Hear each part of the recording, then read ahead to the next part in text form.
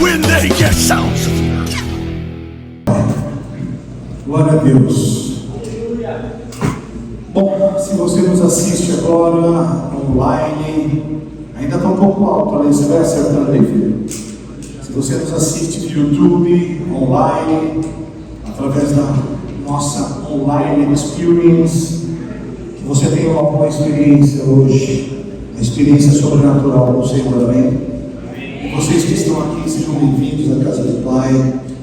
Eu quero compartilhar algo que Deus me deu em 2011, veja só. 2011, essa palavra está ecoando no meu coração já há umas 2 semanas. E sempre que Deus me dá uma direção para ministrar ela novamente, ela vem, obviamente, repaginada, reconfigurada para um tempo presente. Faz sentido para vocês? Então eu creio que alguns já possam ter pelo menos ouvido alguns lampejos, mas eu creio que essa palavra é para este tempo presente. Amém? Quero refletir com vocês num texto muito conhecido do Evangelho de Lucas. Trata-se de um texto muito rico. Antes de eu continuar, quem pode fazer um loop para mim? Ou um loop ou um som de qualquer coisa. É um texto muito rico por quê? Porque ele se mostra atemporal, ele se mostra atual, e ele é pertinente para os tempos em que a gente está vivendo hoje. Isso é fato, tem ensinamentos profundos. E usando esse texto e extraindo do seu contexto, nós vamos traçar um paralelo, fazer uma analogia com as nossas vidas hoje, e com isso trazer sentido e aprendizado para nós. Amém? Faz sentido isso? Nós vamos ver uma história muito conhecida e ressuscitar com um vigor tremendo tudo aquilo que nós vivemos hoje como sociedade e como sociedade igreja. Fala assim, meu irmão, fica atento porque Jesus vai falar com você.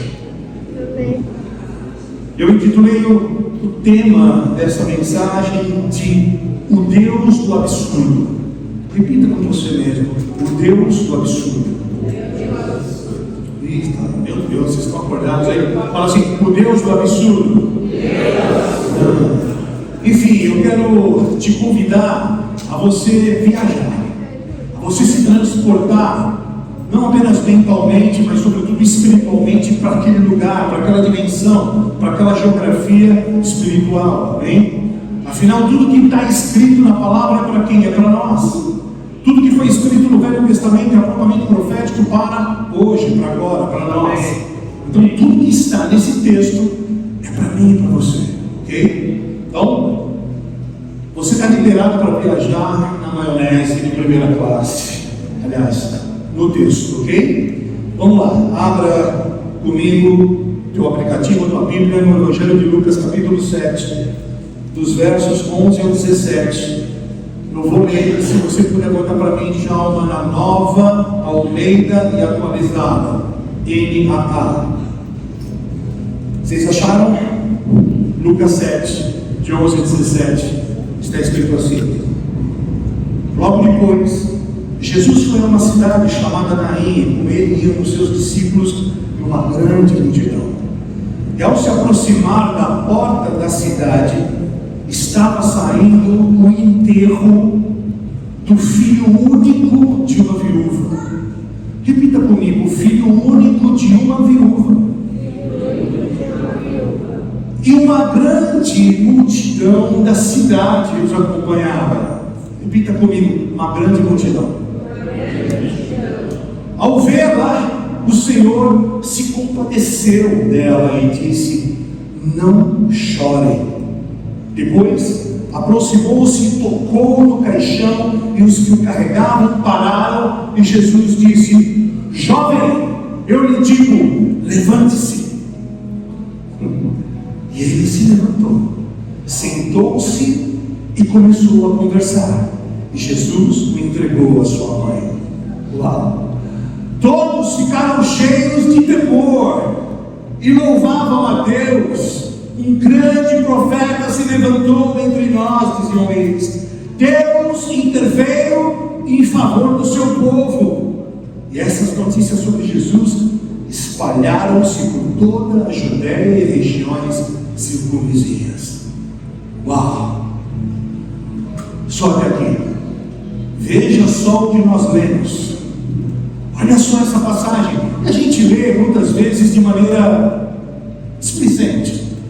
Veja o poder destes poucos versos. Assim como nós falamos na semana passada, poucos versículos, nós fomos semana passada ali exprimidos, provocados. Veja só o acontecimento. Jesus chega diante da multidão e muda a história, e as pessoas não podiam se conter e saíram espalhando pela cidade e pelas regiões. Mas enfim, vamos orar. Curva a tua cabeça. Senhor, obrigado pela tua palavra. Obrigado por esta reunião. Obrigado porque nós sabemos que o Senhor está aqui. Obrigado porque nós sabemos que o teu Espírito nos ensina e nós não precisamos de mais nada. O Senhor é suficiente. O Senhor nos basta. Portanto, Espírito Santo de Deus, fala no nosso coração, no nosso espírito, nos ensina a compreender de maneira perfeita, porque esta é a tua vontade, este é o teu beneplácito, que nós possamos viver a tua perfeita vontade, porque ela é boa, ela é agradável, mas sobretudo ela é perfeita. Então, Senhor, fale conosco, ajuda-nos a viver estritamente a tua vontade, estarmos no centro da tua vontade. É o que queremos, é o que precisamos, é o que nos basta, porque tu és o suficiente. Então, Senhor, nesta noite nós nos colocamos aos teus pés, como filhos que têm sede e fome, e te pedimos, Senhor, alimenta-nos do teu corpo. Senhor, há uma mesa aqui posta diante do Senhor, diante do mundo espiritual, e que nós possamos hoje ter comunhão, comer da tua carne, comer de ti, aprender de ti. Senhor, em nome de Jesus, nós trazemos a nossa mente cativa à tua obediência e te pedimos, fala conosco, fala conosco, encha-nos de esperança nesta noite. Senhor, nós oramos assim, no nome de Jesus. Você concorda? Amém. Vamos lá, vamos aos fatos. O contexto desta palavra se dá às portas da cidade de Naim. O texto diz que não era uma cidade qualquer, era uma grande cidade. E aí eu quero fazer uma analogia: transporte-se para a cidade de São Paulo, uma das maiores cidades do mundo. Fazer uma analogia, uma metáfora, um paralelo. E aquele contexto se dá às portas de uma grande cidade. Imagine você na Avenida Paulista e de repente um cortejo. A palavra diz que uma multidão seguia aquele pé de chão. E nós vamos entender um pouco daquilo que Deus está falando. Aquele lugar era um lugar de muitas pessoas se cruzando, se esbarrando, um lugar cosmopolita, um lugar onde todas as pessoas, todos os cruzamentos levavam ali. Provavelmente o comércio se dava ali, os forasteiros entravam por ali, os nativos entravam por ali, era a porta da cidade. O texto diz que era um lugar movimentado, era um lugar onde tudo montava. Faz sentido para você? E naquele lugar central, uma multidão se cruzava, se esbarrava em todo momento, era um lugar movimentado. Por inferência, a gente pode entender que havia todo tipo de gente. Gente magra, gente alta, todo tipo de gente. Gente que tinha muitos recursos, gente que não tinha nenhum recurso. Ali acontecia o fluxo e a logística de todo o comércio local, de todas as coisas que poderiam entrar na cidade ou sair da cidade. Os insumos entravam por ali, os produtos saíam por ali, as exportações da cidade saíam por ali. Era um lugar onde todos estavam, um lugar agitado. Então vamos para o texto de novo. Aquele lugar plural onde tinha todo tipo de gente, todo tipo de acontecimento. A Bíblia fala de uma multidão, mas de repente a gente vai começar a perceber que dentro da multidão haviam dois tipos de multidão. Dentro da multidão geral havia um outro tipo de multidão, e a gente vai entender isso. Dois tipos de multidão, duas leituras, dois olhares, dois enfoques, dois grupos representativos. Vocês estão comigo? Amém. A primeira multidão estava eufórica, atônita, perplexa, messianicamente feliz. A outra multidão, dentro da multidão, estava cabisbaixa, quebrada, destruída psicologicamente, porque estava de luto. E assim como foi na cidade de Naim hoje, na Avenida Paulista, na Times Square, na rodoviária de Arujá, no seu condomínio, no seu bairro, vamos nos transportar para esses lugares de convivência ou de ambiência no qual eu e você estamos todos os dias, ok? E agora mesmo, lá fora, a gente está no lugar central, a gente vai sair à rua e a gente também vai ver todo tipo de gente que tem dinheiro, gente que não tem, gente que está feliz, gente que está de luto, gente vitoriosa, gente entristecida, corintiano, misericórdia, São Paulino, você vai ver todo tipo de gente que está bem resolvida, gente que está psicologicamente quebrada. Aonde? Lá, aqui, em todo lugar. Faz sentido para ti? Do outro lado da rua, o que Deus está nos mostrando é que existem pessoas messianicamente felizes e gente que está quebrada, gente que está distante do Senhor, pessoas que estão casando, pessoas que estão constituindo família, na mão inversa, pessoas que estão prostituindo, pessoas que estão, o show é por conta dos meninos lá, pessoas que estão se drogando, pessoas que estão curando outras pessoas, pessoas que estão carentes de atenção, outras pessoas que são um bálsamo para essas pessoas. Vocês conseguem enxergar essa pluralidade dentro da multidão lá fora e aqui dentro? Vocês conseguem ver? São dois grupos antagônicos, dois grupos representativos, duas leituras do mesmo contexto, duas perspectivas do mesmo contexto, dois olhares do mesmo contexto. Quem está aqui comigo? E enquanto isso acontecia lá fora,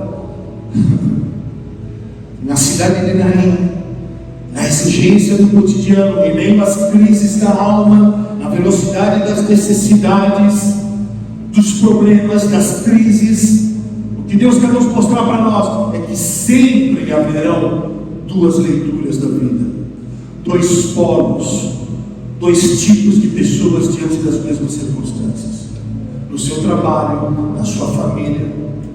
Você já parou para pensar no teu trabalho quando estoura uma crise lá? Existem pessoas que olham para a crise e, ok, sem problemas, parecem estar bem resolvidas, parece que são frias, parece que inocentes. E no outro canto tem gente chorando, desesperada, com medo, descabelando. Alguns problemas que acometem uma família, você olha para algumas pessoas, a pessoa está descabelando, e as outras estão estabilizadas, tranquilas, diante do mesmo fato. Você já viu isso? Sim ou não? O que Deus quer nos mostrar? Que a superficialidade e a profundidade das questões da vida é uma questão de perspectiva. A assertividade e o erro pode ser também uma questão de escolha. A felicidade e a tristeza pode ser uma questão de ótica e de fé.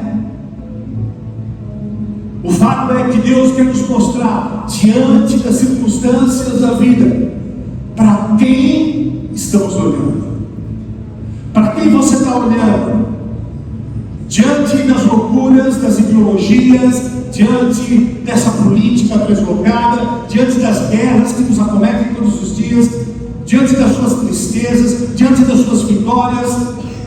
Quais são as suas reações? Para quem você está olhando? E por que Deus nos pergunta isso?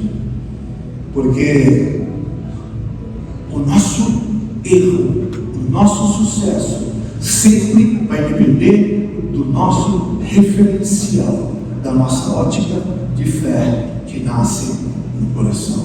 Glória a Deus. Quem tem quem tem. Como é que você enxerga, encara uma derrocada financeira, uma traição, um abuso? Para quem você está olhando em meio à crise? Por isso eu intitulei essa mensagem de O Deus do Absurdo. Diante das mesmas questões da vida, em abril de 2024, agora mesmo existem duas multidões, com duas leituras, com dois corações, com duas percepções e também duas reações. Vamos entender um pouco desse título. Olha para pensar na multidão que está bem, na multidão que está feliz, que está grata, que está empoderada, e de repente alguém te para no trânsito para te pedir mais bola. Vamos imaginar, se coloca nesse contexto. E de repente a gente estende a mão para dar uma gratificação ou para dar uma moeda, e aquelas mãos se tocam. Você já percebeu que a gente pode estar tão feliz, tão bem resolvido, com dinheiro no bolso, com saúde, e a mão estendida sua te toca a mão do outro, de repente está tocando a mão de alguém que ontem pensou em se suicidar, ou naquele mesmo dia pensou em dar cabo da vida. Onde que Deus quer chegar com isso? Hoje, ontem e sempre nós estamos nos tocando por fora, mas não conseguimos nos tocar por dentro. A gente é capaz de tocar alguém por fora, sem tocar a alma e o coração. Entendeu um pouco isso? Deus está dizendo assim: olha, nós podemos estar felizes enquanto os outros estão enlutados. A gente pode se tocar sem que um toque a vida do outro. Você já parou para pensar que aqui mesmo agora tem gente de todo tipo, com todo tipo de sentimento, e a gente entra e sai das portas das nossas realidades, das portas da cidade de Arujá, das portas da tua igreja, sem que sequer eu saiba quais são tuas dores, quais são suas tristezas. Vocês estão entendendo? Amém. As portas das nossas cidades, e cidade é alegoria de igreja, é metáfora de igreja, é sombra de igreja. As portas das nossas realidades, nós nos abraçamos, nós nos beijamos, mas nós não tocamos no coração um do outro. E a cada dia que passa isso vai piorar, porque as guerras vão aumentar. Vídeo que tem acontecido a partir de ontem, a partir de 7 de outubro do ano passado, mais um 11 de setembro, mais um Pearl Harbor, mais uma guinada na história da humanidade, e as coisas estão acelerando, e nós continuamos absurdamente apáticos, alienados quanto às questões políticas. Eu não quero falar sobre política, mas eu não entendo as pessoas que não entendem o significado da palavra política. E se você não entende, ouça no YouTube as mensagens raio-x da igreja, onde a gente fala sobre a perspectiva dos romanos acerca de política. A palavra política vem da palavra polis, cidade, tudo o que fazia parte das soluções, dos problemas, dos caos de uma cidade. Aqueles homens precisavam participar para fazer com que a cidade fosse bem resolvida. E a partir de uma perspectiva de Deus, nós precisamos fazer política, não politicagem. Quem está me entendendo? Amém. Existe uma frase muito inteligente de um homem chamado Rich Villodas, onde ele diz assim: que a igreja veja a política a partir das lentes de Jesus, e não Jesus através das lentes da política. Eu vou ler de novo. Que a igreja veja a política a partir das lentes de Jesus, e não Jesus através das lentes da política. Vamos olhar para o outro lado agora. Você já parou para pensar que as crises, os reveses, as colisões da vida, os problemas, elas podem nos aproximar de pessoas e de familiares? Já parou para pensar nisso? Pessoas que estavam um dia perto, mas hoje estão longe. Tão perto, às vezes, mas intimamente tão longe. E nós vamos entender o que Deus quer dizer com isso. Nós precisamos decidir hoje, diante daquilo que Deus vai nos ensinar, de que parte nós queremos, de que grupo nós queremos fazer parte, de que lado nós queremos estar, de que tipo de multidão nós queremos fazer parte, que tipo de óculos nós estamos usando, que tipo de lente nós estamos usando nas mesmas questões. De que parte eu quero, de que lado eu quero estar, de que margem do rio, de que lado da margem do rio eu quero estar, para quem eu estou olhando. Deus quer nos mostrar hoje. Fala, gente, teu irmão, fica atento. Sobretudo no dia mal, que felicidade ou infelicidade sempre vai depender de para quem estamos olhando, do referencial que cada um tem. Diante das mesmas dificuldades, das mesmas circunstâncias, porque a gente estava ali diante de uma mesma situação, e aquelas pessoas ou aquela multidão era apenas representação destas duas multidões que estão dentro de qualquer contexto social. Elas são apenas símbolos das nossas reações. O que nos difere? Para quem estamos olhando. Como é a nossa reação? Pessoas radiantes, eufóricas, felizes, porque diante de um cortejo não conseguiram tirar o olho de Yeshua, de Jesus. Uma multidão, um cortejo, e todo mundo dando risada. Eu imagino um outro grupo olhando, esses caras dando risada, e eles com os olhos fitos do autor da vida. Aleluia! Era um cortejo, a cidade lotada, todo mundo entrando e saindo, comércio acontecendo, um monte de gente lutada, distraída, perdida, mas tinha um grupo que estava olhando para o autor da vida. Tinha um grupo que não conseguia se distrair. Talvez eles tivessem ouvido falar de Jesus, talvez eles tivessem ouvido falar dos milagres que aquele profeta havia feito. O fato é que havia um grupo que estava messianicamente feliz, alheio à revelia das colisões da vida. O que Deus está dizendo para nós é que se mesmo a morte bater a nossa porta, se mesmo a morte bater a tua porta, meu irmão, se você tem os olhos no autor da vida, se prepara, porque você vai experimentar ressurreição. Mas havia um outro tipo de multidão, um tipo de multidão cuja referência era um jovem morto. Havia um tipo de multidão cuja referência era um caixão, um esquife. No mesmo contexto, uns olhavam para o autor da vida, outros olhavam para um jovem morto. Uns davam risada. Uau, alguma coisa vai acontecer. Uau, tem alguma coisa aqui dentro. Eu sinto isso.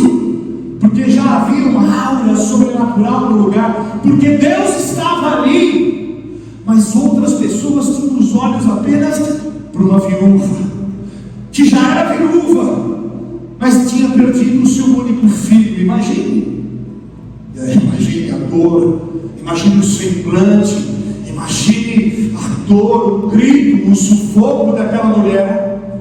Imagine os gritos, talvez.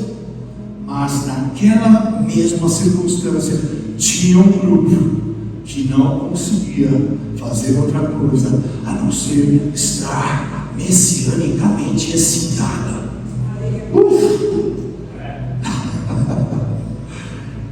É uma analogia com as nossas realidades. Para aquela mulher, aquele jovem era a representação de tudo que ela tinha. Ela ela não tinha mais nada, ela não tinha marido, e naquela mulher, a mulher que não tinha marido, estava mais do que à margem da sociedade.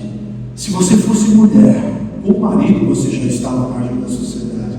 Mas uma viúva não tinha lugar no mercado de trabalho. Uma viúva era nada, era ninguém. E tudo que ela tinha, ela projetava no seu único filho, que de repente se foi. Imagine aquela mulher, qual era o referencial dela? Se foi. Tudo que ela tinha se foi. Tudo havia se perdido. Talvez, em analogia, eu e você hoje estejamos vivendo, guardadas as devidas proporções, num luto circunstancial. Talvez você tenha perdido o teu emprego, talvez você tenha perdido o teu marido, talvez você tenha perdido o teu namorado. Eu lembro, eu tinha 21 anos de idade. Eu fui noivo.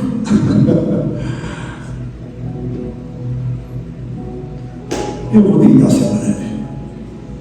Eu era apaixonado por alguém. E um dia esse relacionamento acabou. Pensa no cara chorou. De verdade, eu pensei que eu ia morrer. Estou falando sério, eu pensei que eu ia morrer. E eu falava assim comigo: que estranho, parece que alguém morreu. Era uma dor tão grande, mas tão grande, tão desesperadora. E eu dou testemunho, eu tentei, na verdade eu cheguei muito perto 2 vezes do suicídio. Era uma dor tão grande, um jovem que tinha tudo, mas de um instante, tudo aquilo que ele mais queria, morreu, se foi. Eu queria dar cabo à minha vida. Se foi, meu referencial, meu sonho, quem eu mais amava, se foi. Estou aqui contando algo que me acometeu e dentro da tua realidade, as portas da tua realidade. Pode ser um projeto que você tinha colocado toda a tua esperança, todos os teus recursos, todo o teu dinheiro, todo o teu empenho, você colocou ali e de repente se foi. E você de repente perdeu o referencial. Quero dizer para você, meu irmão, minha irmã, que o autor da vida está aqui e que ele nunca tirou os olhos de você, ainda que você tenha tirado os olhos dele momentaneamente. O Senhor continua sendo o Senhor das nossas vidas. Ele continua sendo o Senhor que ressuscita aquilo que já morreu. Se alguma coisa já morreu na tua vida, saiba, o autor da vida está aqui. O autor da vida está aqui. E Ele pode dar uma guinada e nos fazer viver infinitamente mais do que tudo aquilo que pedimos e sonhamos. Podemos falar isso, né, Diogo? Talvez um dia você tenha dito assim: acabou, não tem mais jeito, eu não tenho mais vontade de viver. Será que eu vou sentir de novo aquilo que eu senti? Deus está dizendo para você: eu tenho algo poderoso e novo para você. Fique firme, porque eu sou o que sou. Eu sou o autor da vida. Tire os olhos da morte, tire os olhos das circunstâncias contrárias, tire os olhos daquilo que já morreu. Eu sou o autor da vida. Aquela multidão, parte dela chorava copiosamente, desesperada. Deus nos pergunta: para quem você está olhando agora? De qual grupo nós queremos fazer parte? Sabe, talvez você esteja hoje mesmo diante de questões que você diz: é insolúvel, não tem jeito. Talvez uma herança familiar, talvez uma questão jurídica que está engavetada há anos e você está dizendo: isso é insolúvel, não vai soltar, não vai liberar. O teu Deus é o Deus do absurdo. O nosso Deus é o Deus do absurdo. Ele entra onde ninguém pode entrar, Ele põe as mãos onde ninguém pode pôr.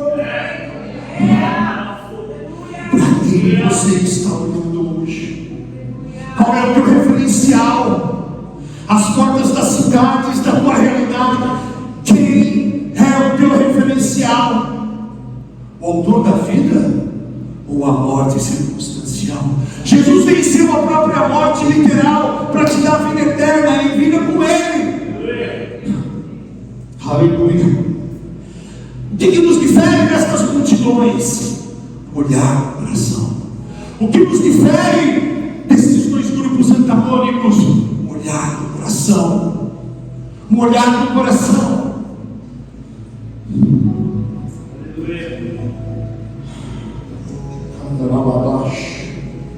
O que vai nos definir, o que vai nos levar para o futuro, o que vai construir e edificar uma estrada sólida para o nosso destino, é definir para quem estamos olhando. Para quem estamos olhando. Quero te encorajar a colocar os teus olhos no alto da vida. A Bíblia diz no livro de Romanos, abra comigo, Mix House, capítulo 8, versos 38 e 39. O apóstolo Paulo disse assim: Aleluia. Aleluia. Pois estou convencido de que nem a morte, nem a vida, nem anjos, nem demônios, nem o presente, nem o futuro, nem quaisquer poderes, nem altura e nem profundidade, nem qualquer outra coisa na criação será capaz de nos separar do amor de Deus que está em Cristo Jesus, nosso Senhor. Nada, nenhuma circunstância, nenhuma colisão, nem tsunami, nenhum revés, nenhuma pressão, nada pode nos separar do amor de Cristo Jesus, nosso Senhor. Nada. Quando nunca nada. Estou convencido, disse o apóstolo Paulo. Sabe, você que faz parte desta casa, faça sol ou faça chuva, abre eclipse ou não, se alinhe os astros ou não, caia a bolsa de valores, caia o ouro ou não, quebra a economia ou não, seja um governo progressista ou conservador, haja saúde ou não, se te amam ou não, se te traíram ou não, saiba, Ele é o autor da vida e Ele está olhando para você. Continue os olhos nele. Não tire os olhos dele. Pode estar doendo, você pode estar chorando, mas a alegria vem pela manhã. Não tire os olhos dele. Saiba, o túmulo daquele que venceu a morte está vazio. Nós não estamos falando de alguém, senão daquele que venceu a morte. Não existem outros deuses que tenham morrido, mas ao terceiro dia tenha ressuscitado e vive eternamente. Não há. Existem tantos deuses nesta terra, e eles têm o poder que nós damos a eles. Mas existe um Deus que é o único Deus que venceu a morte para te dar vida sobre vida eterna. Deus, se você se alegrava, Ele venceu a morte para que você não pudesse morrer mais. Ei! Você não pode morrer mais. A morte não pode te matar. Vou repetir: a morte não pode te matar.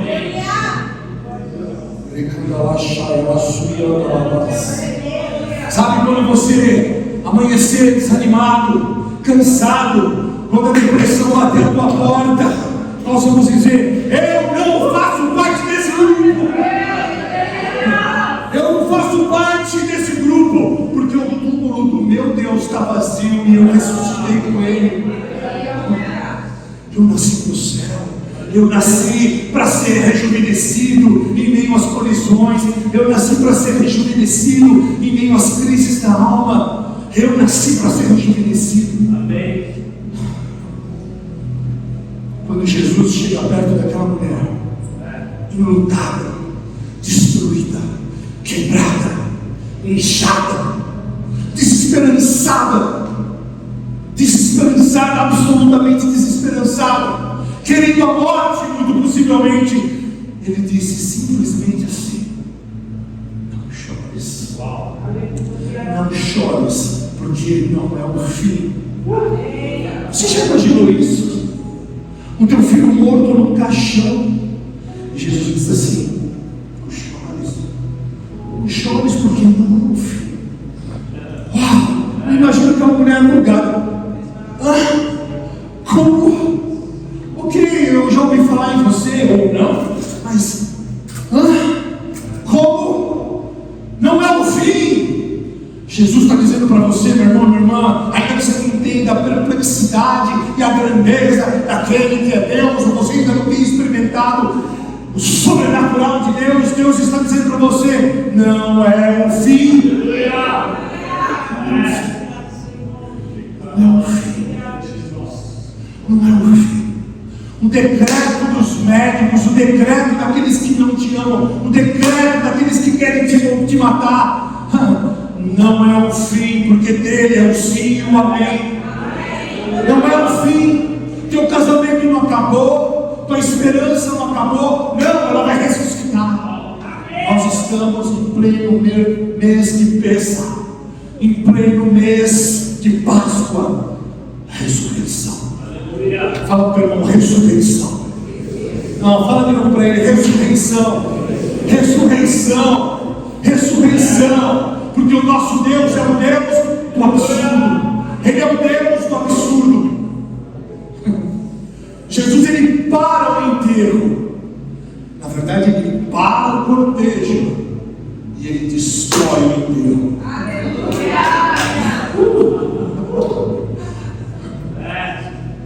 Imagina ele na Avenida Paulista, o cortejo acontecendo, uns doidos de um lado e outros doidos chorando do outro. E claro que os doidos de verdade eram os que estavam dando risada. Eram aqueles que estavam de olho no mais maluco de todos, que era Jesus. Eles estavam ali enlouquecidos com a presença daquele que é Deus. É isso que será. Enlouquecidos diante do Senhor. Vem na Avenida Paulista, ele para o cortejo. Para. Mulher, olha para mim. Mulher, tira os olhos dessa circunstância. Ei. Deus está dizendo para você: tira os olhos dessa circunstância. Tira os olhos daí. Ei, olhe para mim e ouça. Não chores. Não é o fim. Não é o fim. Ele destrói o poder da morte. Você está entendendo o que nós lemos hoje? Você está entendendo que essa palavra é para mim e para você? Ei, não chores, não é o fim. Tire os olhos daí, filho, filha. Não se distraia com as questões da vida, porque eu sou a ressurreição e a vida. A tua vida não fala a teu respeito, mas fala a meu respeito, aquilo que eu tenho para você. Planos de bem e não de mal, para te dar o fim que você deseja. Jeremias 17, 29. E aí Jesus, que havia humilhado a morte diante de toda aquela multidão, ele pega aquele menino e conversa com ele. Ele conversa com o menino. E eu imagino a multidão: ai, o que é isso? Acho que ele tem Deus rebu, acho que ele tem demônio, será? Ele começa a conversar com o menino. E aí diz o texto que ele devolve ao menino uma mãe. Você que é pai e mãe, imagine isso. Teu filho que estava no caixão. Você pode lucrar, você pode conjecturar mil coisas. O texto não diz quanto tempo ele estava morto. Talvez eles tivessem, certamente tinham alguns recursos a fim de prolongar o corpo, a fim de que não houvesse putrefação. Mas o fato é que ela estava diante do filho estático, morto. Assim como diz o texto de Lázaro, ele poderia também, em analogia a Lázaro, também estar cheirando mal. Mas de repente, aparece alguém e diz assim: mulher, não chores, não é o fim. Ele toca o caixão, diz o texto, ele toca o caixão, ele toca as circunstâncias que estavam mortas, ele toca aquelas questões que para nós já morreram, ele toca, e aquilo que estava morto de repente ressuscita.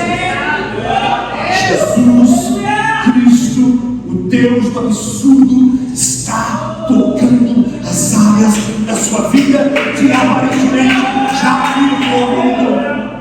Jesus Cristo, o Deus do absurdo, está tocando as áreas da sua vida que o diabo já disse que tinha se perdido. Não chores, porque não é o fim. Sabe, se nós temos uma perspectiva errada, um enfoque equivocado, nós somos tentados a reclamar, a murmurar, a desfalecer, a desanimar. Eu não sei se vocês perceberam, eu não estou aqui querendo criar um dilema, ou uma celeuma, ou provocar uma histeria coletiva. E eu penso que eu estou falando com gente madura. Eu não sei se vocês perceberam, mas nesse tempo, vocês perceberam como nós todos estamos desanimados? Você chega na igreja, a galera está desanimada, no trabalho desanimado, começa a segunda-feira todo mundo desanimado. É doença para cá, doença para lá, enfermidade para cá, se não é dengue, é Covid, se não é Covid, é o tal do famigerado, virose, tudo é virose. Maldita virose. Tudo é virose. E a gente está abatido, a gente está sem alegria, a gente está sem vigor. Faz sentido a sua vida, pastor? Essa palavra que Deus traz para nós hoje é para que nós possamos ser encorajados nestes dias difíceis, nestes últimos dias, onde Deus diz assim: tire os olhos das circunstâncias, tire os olhos desses problemas, tire os olhos do teu cansaço, tire os olhos dessas coisas que têm acometido o teu corpo físico, porque eu continuo sendo Deus, eu sou o autor da vida, e aonde eu toco, aquilo que estava morto vira vida. Hoje nós vamos orar para matar o que nos mata, para matar o desânimo. Hoje nós vamos orar para ressuscitar a nossa alegria.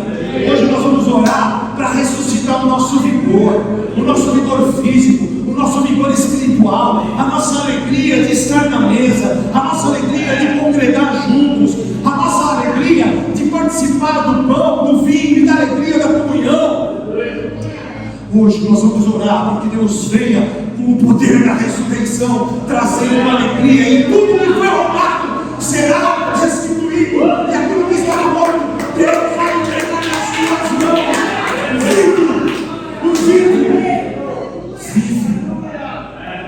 Vivo. Jesus conversou com ele. Jesus conversou com ele e entregou a mão. Vivo. Eu imagino, eu, cara, daquela mãe, do jeito que eu sou chorão, acho que eu tinha caído duro no chão. Deus está dizendo para nós hoje que nestes dias de desânimo, que é fruto também dos maus dias em que estamos vivendo, que nestes dias onde nós temos feito muitas vezes más escolhas, presta atenção, por causa que os nossos olhos muitas vezes não estão nele. Deus está dizendo assim para nós: olha, uma noite de motel não te restitui. Dinheiro, muito dinheiro, não te restitui. Não te restitui. Drogas não te restituem. Nada te restitui. Nada te restitui, a não ser Cristo Jesus. Aleluia. Religiões não te restituem. Experiências, alegrias não te restituem. Uma noite no bar, uma noite na balada não te restitui. Uma noite na igreja da moda, que ninguém paga o preço, mas aceita pagar o ticket, não te restitui. É, Diogo? Não te restitui. A palavra de Deus te restitui. Só Jesus pode te restituir. E quando a gente olha lá em Lucas 7, no verso 16, a gente percebe que diante daquela circunstância, o texto diz que todos ficaram cheios de temor e louvavam a Deus. E não é para menos, pessoal. Eu não sei quanto tempo eles estavam ali cortejando, eu não sei quanto em distância eles já haviam percorrido, o texto não fala, mas eu penso que carregando o caixão do próprio filho, qualquer 10 metros era muita distância, diante de uma multidão que, assim como a mãe já tinha definido, morreu, acabou. O fato é que o Deus do absurdo apareceu em meio àquele luto. O Deus do absurdo, ele intervém em favor do seu povo, e é justamente aquilo que o povo fala. Um profeta apareceu entre nós e interveio pelo seu povo. Sabe, quero declarar que nestes dias difíceis você vai ter uma experiência, um profeta, um Deus sobrenatural que intervém em favor do seu povo. Nós precisamos, Senhor, de uma ação sobrenatural da tua parte. Jesus, nós oramos agora por uma intervenção sobrenatural sobre as questões das nossas vidas. Nós, como igreja, Senhor, pedimos que o Senhor intervenha pelo teu povo sobre as questões que têm acometido as nossas vidas. Senhor, Deus do absurdo, Jesus Cristo, tu que és o Senhor e Deus, ontem, hoje, eternamente. Olha para a gravidade zero. Levanta-nos em alegria, em força, vigor e coragem diante dos dias maus. Levanta um povo forte neste lugar. Muda a história desta nação a partir de nós. Deixa-nos de temor. Deus visitou o seu povo. Ele está fazendo isso agora. De qual grupo você quer fazer parte, irmão? Para quem você está olhando, irmão? Você faz parte do grupo que enxerga a morte em tudo? Ou você faz parte do grupo que não consegue tirar os olhos do Messias? Você faz parte de um grupo que vê morte por conta de problemas que houveram no casamento? E os problemas, as crises, como nós vemos há pouco e aprendemos há pouco, muitas vezes nos servem para mostrar que mais do que nos tocarmos por fora, nós devemos nos tocar por dentro. Que muitas vezes as nossas relações são relações, apenas relações de corpo, relações exteriores, relações muitas vezes, no pior dos casos, até interesseiras. Que Deus quer é que nós possamos não estar juntos, mas ser um. Estar junto é uma coisa, ser uma diferente. E um dos meus capítulos prediletos da Bíblia é João 17, onde Deus deixa claro através de João que o mundo não crerá que Jesus foi enviado pelo Pai se nós, eu e você, não formos um. Amém. Isso é muito sério. Isso é muito, muito sério. Nós fazemos parte daquele grupo, daquela multidão, cuja perspectiva está nos olhos nos olhos daquele que tem olhos de fogo. Os nossos olhos estão fitos no Senhor, o autor, o consumador da nossa fé. E os nossos olhos não saem dele. Lembrem-se que as nossas escolhas são frutos de nossa visão do coração, para bem ou para mal.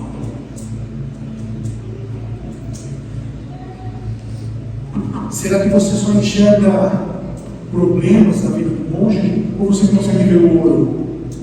Será que você só consegue ver morte nas suas relações humanas, no trabalho, ou você consegue ver, apesar dos problemas reais, o ouro?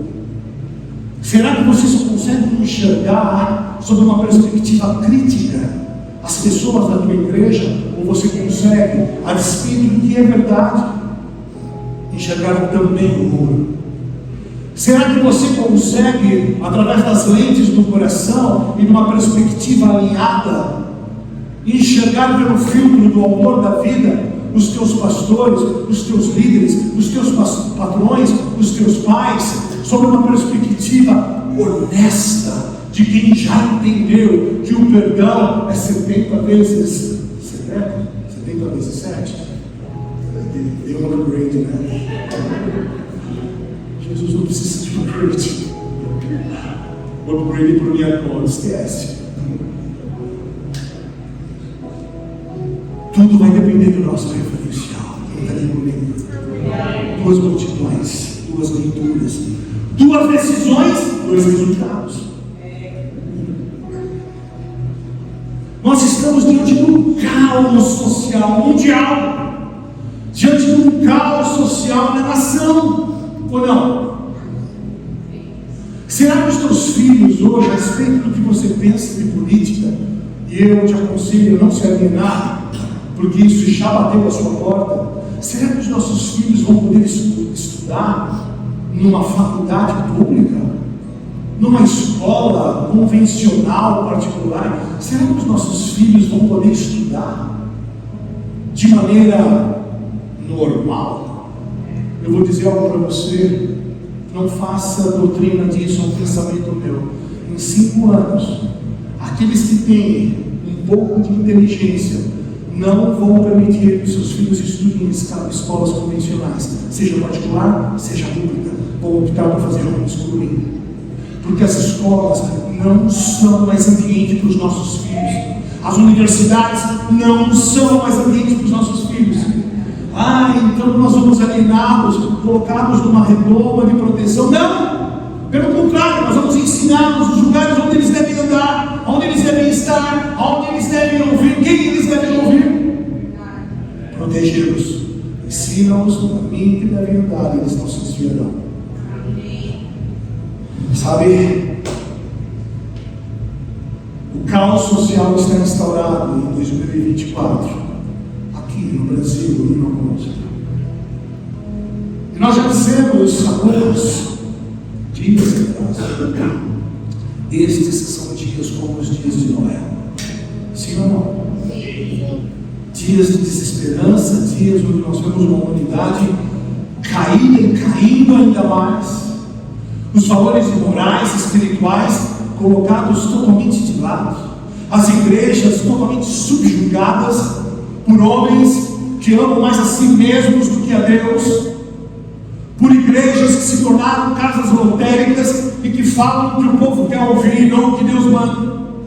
E eu não quero aqui enveredar por esta linha hoje, mas o que Deus está querendo nos dizer é que existe um caos brutal, social e espiritual no mundo, na nossa cidade e na nossa nação, exatamente igual como os dias de Noé.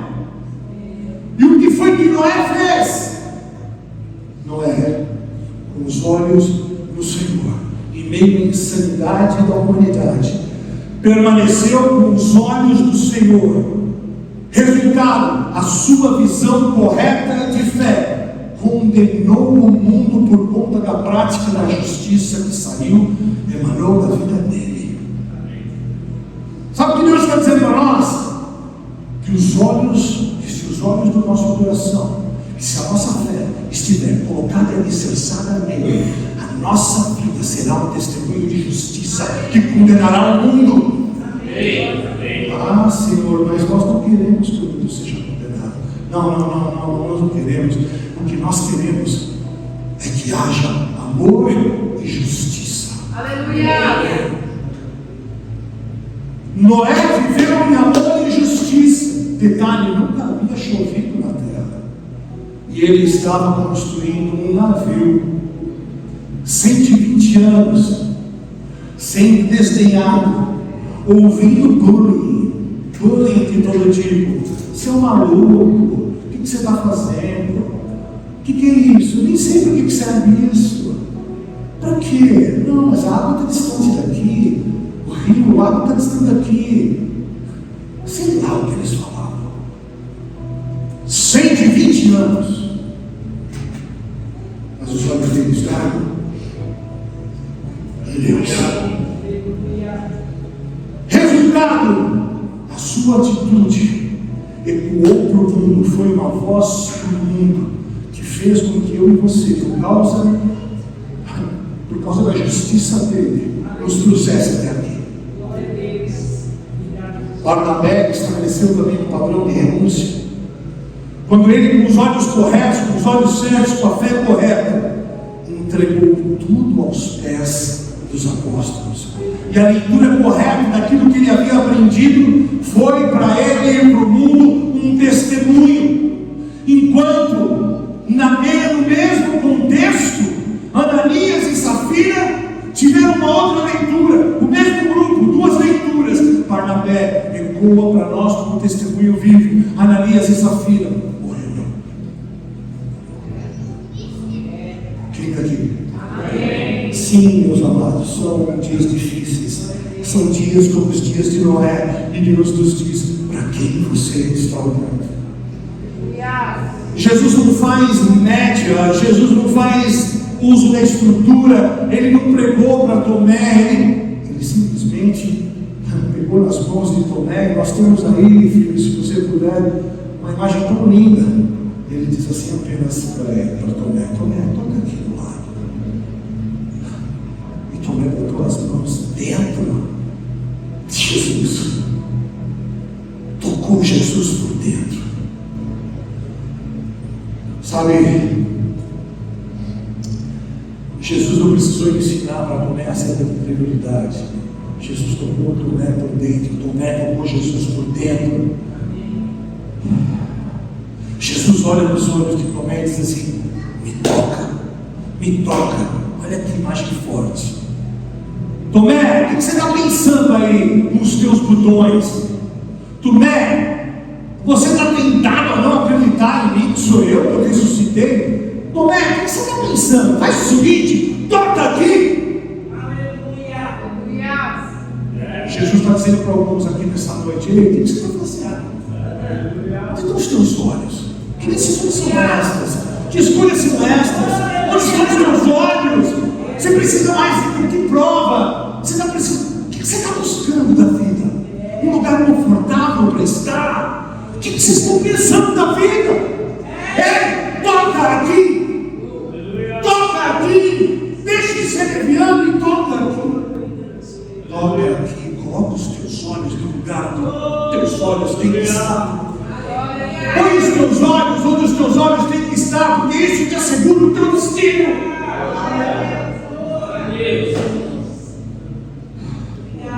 Como você tem que reagir às pressões? Eu vou separar. Como você tem que reagir às pressões? Não, deixa. Não, esse lugar não serve mais para mim. Como você tem que reagir às pressões? Os teus olhos estão assim. Ei, toca aqui. Aleluia. Toca aqui. Aleluia. Como você distingue o que é fake news, o que é fake people? O que a gente interessada nos teus dons em você? Tem gente que fala real para você. Tem gente que diz para você: ei, toca aqui. Gente que tem coragem de olhar nos teus olhos e dizer assim: ei, toca aqui. O convite de hoje é para que você olhe para o autor da vida. E quem olha para o autor da vida não coloca os olhos nas fake news, nos fake people, nas fake churches, nas loucuras. Não faz loucura, não faz insanidade, não busca restituição no álcool, não busca restituição da droga, não busca restituição no sexo, na pornografia, não busca restituição através do Ei, vem pra cá. Aqui você vai pegar rapidinho. Toma aqui um papelão vermelho. Vem pra cá. Aqui a gente te reconhece. Não, os teus olhos estão no autor da vida. Não, sabe como é que é, pastor? Aqui, nossa, tá, parece que está tudo morto. Parece que... É nesse lugar que você tem que estar. Porque o dia que azeda o casamento, o dia que azeda o trabalho, você não chega lá e vira as costas para o teu chefe. Você tem que encarar, a menos que tu sejas menino. Quem está aqui? Amém. O convite hoje é para você olhar para o autor da vida, porque você vai experimentar a ressurreição. Mês de Pêssar, mês de Páscoa. Eu quero chamar o louvor aqui na frente, quero orar para você. Quero pedir para a pastora Ana ficar aqui comigo, a pastora Eliane também. Mês de Pêssar, mês de Páscoa, mês em que comemoramos e nos alegramos pela ressurreição de alguém que foi morto, mas ressuscitou ao terceiro dia. E o Pêssar é algo real. O Velho Testamento era apontamento profético, para os dias de hoje. Estes são dias de Pêssar. Estes são dias de restituição para as nossas vidas. Mas Deus te pergunta: onde estão os teus olhos? Onde estão os olhos do teu coração? Qual é a lente do teu coração? Quais são as tuas leituras e perspectivas acerca daquilo que eu já fiz e acerca das coisas que você pensa que farei?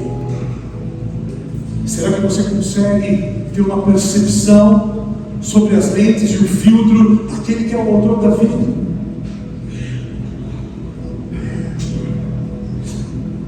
Enfim, nós vamos declarar hoje, declarando ressurreição. Ressurreição sobre todas as mortes circunstanciais da nossa vida. Nós vamos orar por ressurreição na nossa vida financeira. Nós vamos orar por ressurreição dos nossos sonhos que se foram.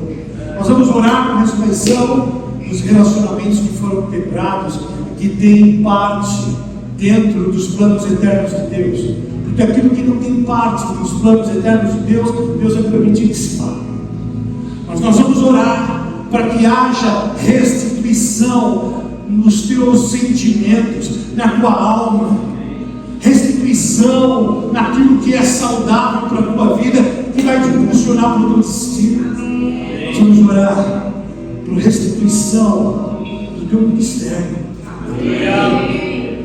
Nós vamos declarar a falência das ideologias nas escolas, declarar a falência de toda depressão, declarar a falência de tudo aquilo que tem roubado a nossa alegria. Faz sentido isso para você? Vamos orar pela falência das guerras globais.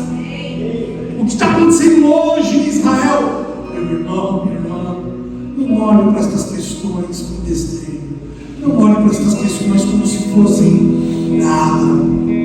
Eu sei que o Brasil é um país extremamente negligente, carente de conhecimento, de sabedoria. Nós somos um povo, sim, que foi muito roubado, desfavorecido intelectualmente. Mas eu te digo, não negligencie as questões geopolíticas, a política que está acontecendo hoje, porque Israel é a bússola para mim e para você nestes dias finais. Não ignore. A partir de ontem, centenas e centenas e milhares de drones caíram sobre todo o terreno de Israel. Sabe o que é isso? Se você entrar em alguns sites de Israel, e eles não têm muito pudor, eles mostram com clareza e com crueza o que aqueles homens são capazes de fazer. E quando a gente falou de Amaleque, há pouco tempo atrás, leia-se Amaleque, um espírito, uma potestade. Sabe quem é Amaleque hoje? Hamas, Hezbollah, Jihad Islâmica. São aqueles que odeiam o povo de Deus. Eles não apenas odeiam, eles querem matar e aniquilar o povo de Deus. Sabe quem é Israel profeticamente? O sorriso do irmão que está do teu lado. Somos eu e você. Somos eu e você. Enfim, feche seus olhos. Feche seus olhos. O Senhor está aqui. O autor da vida está aqui. O autor da vida está aqui. Eu vou repetir: o autor da vida está aqui. O autor da vida está aqui. Aquele que dá vida aos teus sonhos perdidos está aqui. Aquele que dá vida às causas jurídicas encadenadas está aqui. Aquele que venceu a morte está aqui.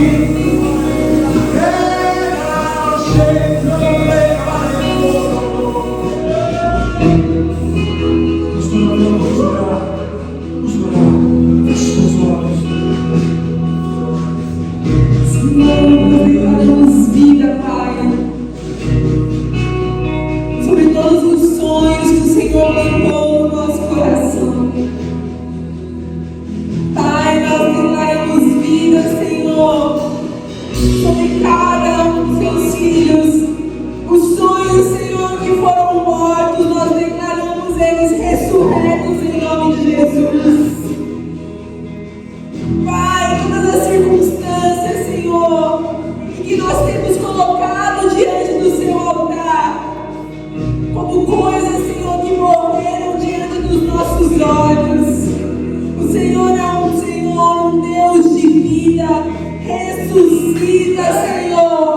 Ressuscita, Senhor, os nossos trabalhos. Ressuscita, Senhor, os nossos ministérios. Ah, Senhor, os diagnósticos, Senhor, dados pelos médicos, as enfermidades, Senhor, nós oramos, Deus Pai, declarando ressurreição, declarando vida, meu Deus. Oh, Senhor, para essa cidade, Senhor, onde a maçonaria, Pai, tem reinado nesse lugar, nós declaramos vida sobre a cidade de Arujá, porque o Senhor é quem reina nesse lugar. O Senhor é Deus nessa cidade, Deus Pai. Pai, eu quero orar pelos filhos, Senhor, dos seus filhos, aqueles, Senhor, que se desviaram do caminho, pais e mães que têm chorado pelos seus filhos, que podem não estar mortos fisicamente, mas os seus espíritos estão. Senhor, nós declaramos em nome de Jesus que eles te reencontrem, que eles sejam salvos, que eles voltem pelo Senhor. Declaramos a vida sobre a vida de Deus sobre eles. Ah, Senhor, casamentos destruídos, homens e mulheres que deixaram os seus lares, que haja arrependimento em nome de Jesus, que haja constrangimento em nome de Jesus. Nós declaramos ressurreição dos casamentos, ressurreição sobre as famílias, ressurreição sobre homens e mulheres. Oh, declaramos cheio. Você que tem o sonho de ser um pastor, um evangelista, um profeta, um mestre, um apóstolo, mas é tão distante. Você enxerga tão distante, você enxerga muitas vezes que morreu. O Senhor diz que ainda não acabou. Não é o fim, é só o começo. Se posicione. Se posicione, Ele ressuscitará o seu ministério. Haverá ressurreição do seu ministério.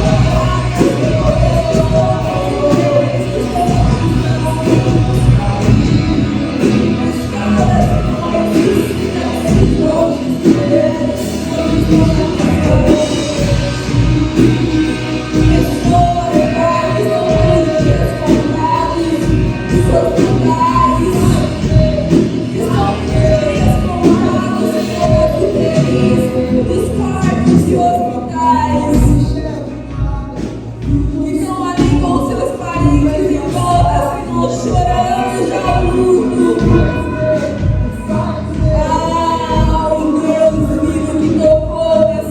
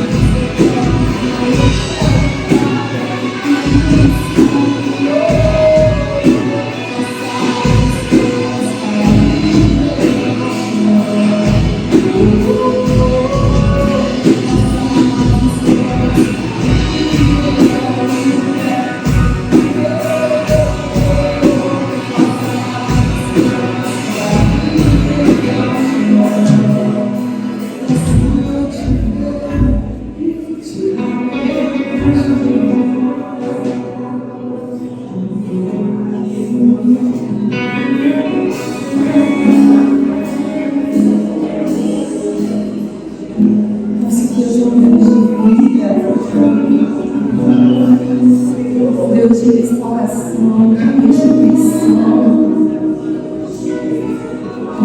de ressurreição.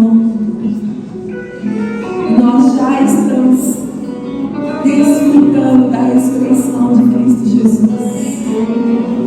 Todas as áreas da nossa vida, como membros, como parte desse corpo, que é o corpo de Cristo. Aleluia, aleluia.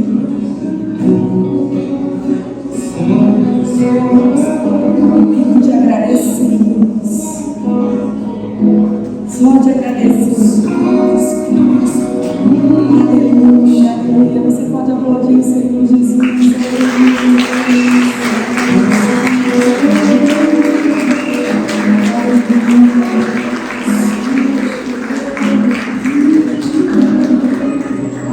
Você pode se sentar um minutinho.